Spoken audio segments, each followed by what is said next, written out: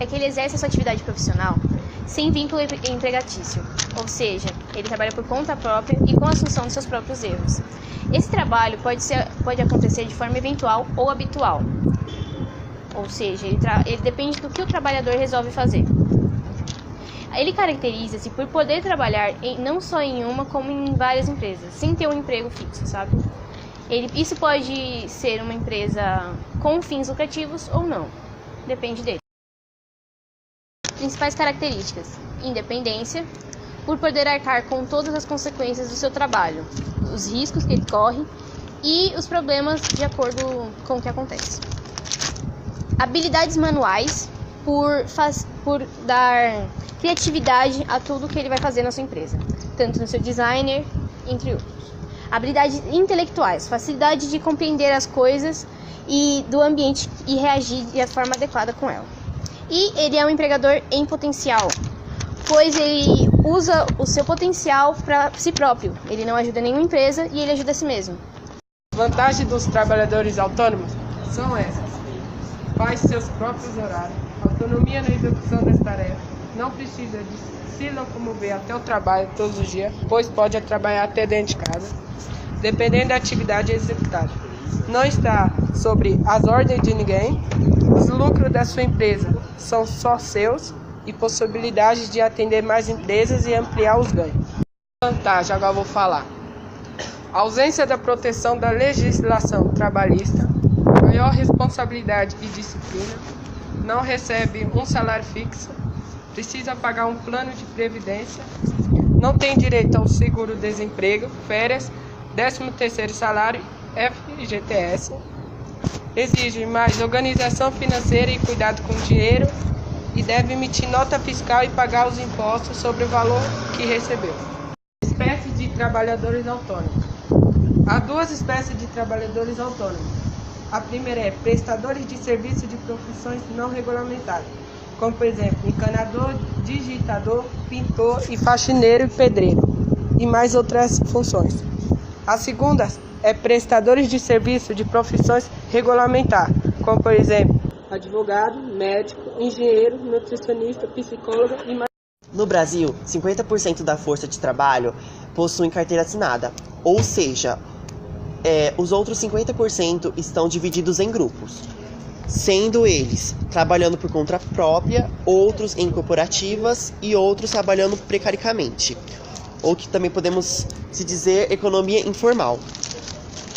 No mundo, nos últimos 10 anos, podemos observar um grande crescimento no trabalho autônomo, mais nos serviços empresariais, na intermediação financeira, nas atividades sanitárias e outros serviços prestados à comunidade. E sem esquecer que a fórmula do trabalho autônomo está ganhando terreno entre os jovens e mulheres, em boa medida como sequência de promulgação de normas de caráter promocional. Hoje, infelizmente, existem milhares de trabalhadores no mundo inteiro, inclusive no Brasil, que não desfrutam de nenhuma proteção social. De acordo com o artigo 3 da Consolidação das Leis do Trabalho, considera-se empregado toda pessoa física que prestar serviços de natureza não eventual ao empregador sob a dependência deste mediante salário. Ou seja, só considera-se empregado aquela pessoa que prestar trabalho de natureza não eventual, ou seja, trabalhos fixos ao empregador, que ser dependente do empregador, ser subordinado e trabalhar mediante salário. O trabalhador autônomo é totalmente ao contrário disso. Uma das principais características dele é não ser subordinado a nenhuma empresa e não ter nenhum vínculo empregatício. E ele também não trabalha mediante salário, já que ele faz o próprio salário dele. De acordo com isso, ele não é contemplado com as leis da CLT, porque ele não se encaixa como empregado. Então, ele apenas contribui para a Previdência Social. Na reforma trabalhista, fizeram um novo artigo, o artigo 442b, que diz: de acordo com a reforma trabalhista, o autônomo afasta a qualidade de empregado, ou seja, ele não tem vínculo empregatício. Ele não tem exclusividade, é proibido ele ser um trabalhador exclusivo. Ele não se caracteriza como empregado apenas por ele prestar serviços apenas um tomador de serviços. Então ele continua sendo autônomo.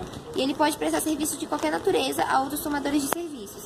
Ele pode recusar realizar a atividade porque ele é autônomo. E motoristas, representantes comerciais, regulados por leis específicas relacionadas às atividades compatíveis ou contrato autônomo, não possuem a qualidade de empregado também. Eles são contemplados por leis específicas.